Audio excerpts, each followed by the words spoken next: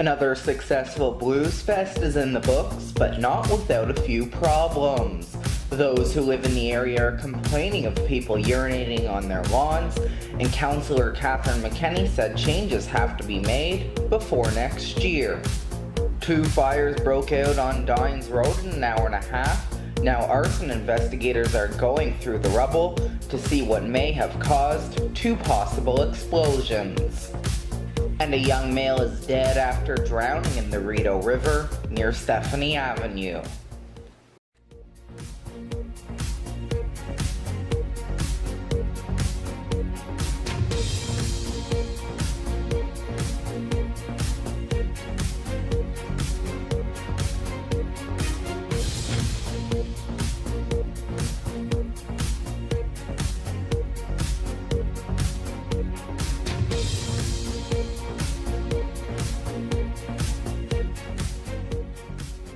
Hello, I'm Charlie Senack. This week we are broadcasting from the town of Renfrew, the birthplace of the NHL. Well, it was a busy week for first responders in Ottawa who respond to over 200 incidents at Blues Fest on Thursday alone, and paramedics from as far as Cornwall were seen in Ottawa. Why are you here? Any code 4s we do. The paramedics say they were on code 4 but did not give any explanation onto what that meant. I met with Councillor McKenney to hear her concerns. As Blues Fest continues, more problems are beginning to rise. The festival that goes on between July 6th to the 16th saw 200 people treated on Thursday alone for medical emergencies that includes everything from drug and alcohol intoxication to injuries and sexual assault. 10 people had to be transported to hospital, 8 of which were under the age of 18. Naloxone, a drug that is used to reverse the effects of an opioid overdose, had to be used at least once. However, multiple drug overdoses were reported. This also comes at a time nearby residents are complaining of festival goers urinating and defecating on people's lawns. To help this issue, more porta potties were added in the nearby Albert and Booth Street areas, yet on Saturday night, they weren't being used. City Councillor for the area in which Blues Fest takes place, Catherine McKenney, says the nearby residents complain every year, but this year is even worse. Every year, folks, especially who live in the Albert and Booth area, have expressed concerns about, festival patrons mostly leaving the festival. This year is particularly easier. An emergency debriefing was held on Friday, and McKenney said more debriefings will have to take place after Blues Fest is over in order to keep the children safe, and that if your children attend Blues Fest, you know they'll be taken care of. Councillor Catherine McKenney, who lives just a few blocks away from where Blues Fest takes place, says festival organizers will have to take a look to see what they can do differently to make sure that the incidents that took place this year do not happen again next year. I don't want to pick on youth. It's great to have them out. But, whenever we know that it's going to be a festival where we're going to have a lot of youth involved, to really be careful and to really make sure that we're keeping them as safe as possible. One of the biggest issues that is being seen is the amount of underage intoxication to drugs and alcohol during the festival. Many festival goers are reporting people being thrown out of the festival who are severely intoxicated. However, how are drugs getting through the festival gates? In order to get into Blues Fest, you do need to go through security lines such as this one here, and all of your bags will be checked. However, if you have anything in your pockets, nobody will know. Security lines were long to enter Blues Fest on Saturday night, yet only bags had to be searched. Festival goers would be able to carry anything in their pockets, including drugs. McKenney said that things will have to change for next year, and that could include the number of security. We have to debrief when this is over and come up with every strategy possible to make sure that festival goers are kept safe, that if you send your kids to the festival, you know that they will be safe, and if you're a resident in the nearby area, you know that your property won't be used as a public toilet. And while the problems at Blues Fest do not stop there, residents who live in the Albert and Booth Street areas are complaining of festival goers using their property as public washrooms and one person even defecated in one of their carports. On the last day of Blues Fest, a sign of hope for nearby residents in the Booth Street area. For days, residents in the area have been complaining of festival goers urinating and defecating on their property. Michelle Tribe, a resident in the area, went out taking videos of the festival goers and posted it on Twitter. She says this is a yearly occurrence every time the festival rolls around, yet this year was especially worse. Started at the beginning of Blues Fest. We've had people coming into our property here, trespassing, urinating, and unfortunately someone defecated in my neighbor's carport. Tribe's neighbor Sarah Taylor also had multiple interactions with festival goers. One person even defecated in her carport. I found a poo in my carport. That's when we decided we would set up a barrier. On Thursday, paramedics responded to 200 incidents at Blues Fest, and 10 people had to be transported to hospital, 8 of which were under the age of 18. For Tribe and Taylor, they both agree that Thursday was by far the worst night they have ever seen.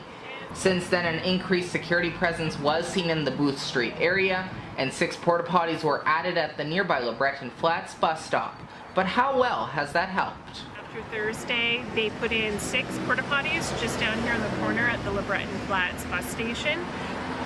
So maybe that has some bearing on the difference we've seen Friday and Saturday. Both Tribe and Taylor say the increase in police presence and the additional porta potties on Albert have helped, yet they hope this will continue in future years. I'd like to have Blues Fest take a look at whether or not there's adequate bathrooms. Some of the people who are coming here are genuinely in distress. They've come out of their show. There's no public washrooms in the neighborhood. I'd like to see maybe the city recognize that with the crowd control problems that they need to do more to prevent these issues. Back at Blues Fest, as Tom Petty was performing, everything seemed to be going smoothly, and not as many intoxicated teens were seen out roaming the streets. So far there have not really been any problems tonight, and it's overall been quieter than previous nights. That's partially because tonight an older crowd came out. Many who did not want to pay to get into Blues Fest sat outside to enjoy the music, and well, the smell of pot swarmed the air. Security also reported less issues on the last night of Blues Fest, and lines to get inside weren't as long, with an older crowd attending. Now, as Blues Fest comes to a close, neighbors can only hope that this won't be an issue again next year, or when the Senators Arena will move to LeBreton Flats. Now, the last day of Blues Fest was not that bad. We have learned that only a few people were caught urinating on their property, and also the porta potties that were set up by the LeBreton Flats bus station also helped as well. Well, the Sky Lounge has opened at City Hall, and many have been dining high. The Sky Lounge, which is 150 feet in the air, offers fine dining like you've never seen it before. All the food that is served is Canadian products, and some of Canada's best chefs will be serving the food. The event can feature a cocktail hour or gourmet dinner. And it was a busy week for Ottawa fire crews who responded to 2 possible explosions on Dynes Road in an hour and a half. An eyewitness says she saw a man ride up to the house moments before it went up in flames. It was a busy night for Ottawa fire crews who battled 2 fires on Dynes Road within an hour and a half. The first fire broke out in the 24th unit of 920 Dynes Road. 911 callers reported a possible explosion. 2 males were treated in hospital. A 20-year-old man suffered second-degree burns on his upper body, paramedics said, and his airwaves were also hurt. Also, a 27-year-old man suffered burns on his face and chest. Both males are listed as stable, yet in critical condition. Then an hour and a half later, another fire broke out at 1077 Dynes Road, and callers reported another possible explosion.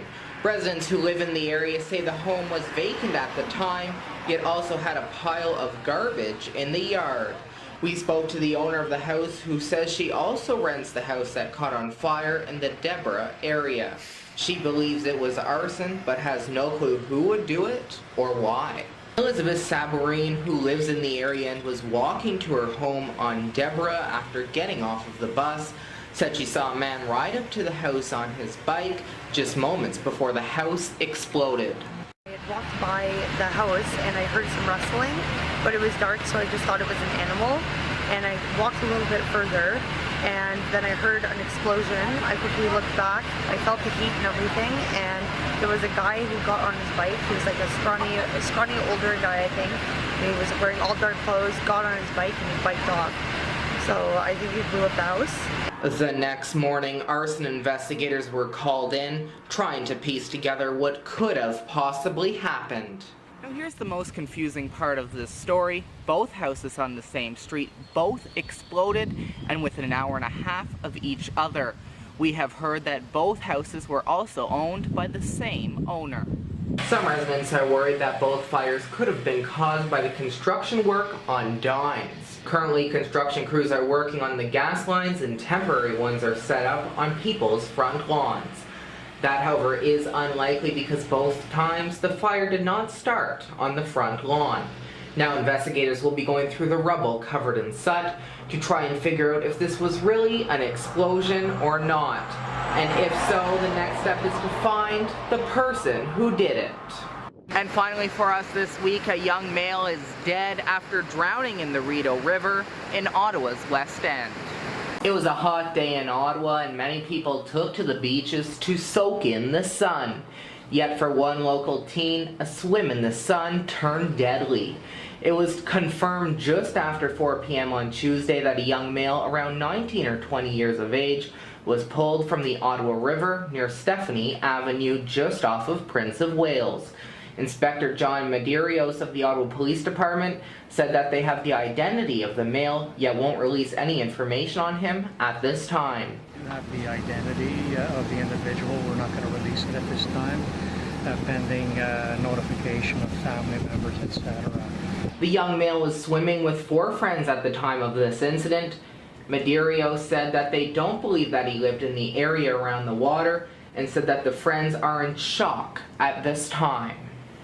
They're obviously quite upset, in shock, and so we've asked our victim assistance folks to just come down and talk to them and just to sort of guide them through these next difficult steps. The area in which this took place is not a beach, and it's not even an area where you're supposed to swim. Many boats go through the area and private homes line the water on both sides of the river. Ottawa police are using this unfortunate situation to remind others to be careful in the water. And police are using today's tragedy to remind others to stay away from parts of the river, especially parts that are not beaches, because you just don't know where you're swimming. When you're swimming and going into an area where there's current, you should have a life jacket on, be aware of your surroundings, and take precautions. We have to respect the fact that it's a moving body of water and it can be very dangerous very quickly. For those who live in this quiet community along the water, they are of course very surprised and saddened at what just happened. Well, now let's take a look at what will be coming up on the program next week. Coming up on the show next week, we take you around the town of Renfrew. We tell you about the town that is the birthplace of the NHL and how life was a little different a century ago. Well, that's it for this week. Thank you all so much for joining me here in Renfrew. We will be seeing you back in Ottawa next week. And a reminder to you, of course, that you can follow me on social media. You can follow me on Twitter at Charlie_Senack and like my page on Facebook at Charlie Senack. Also, to stay up with TWIN News Ottawa, you can like our Facebook page at TWIN News Ottawa and follow us on Twitter at TWIN News Ott.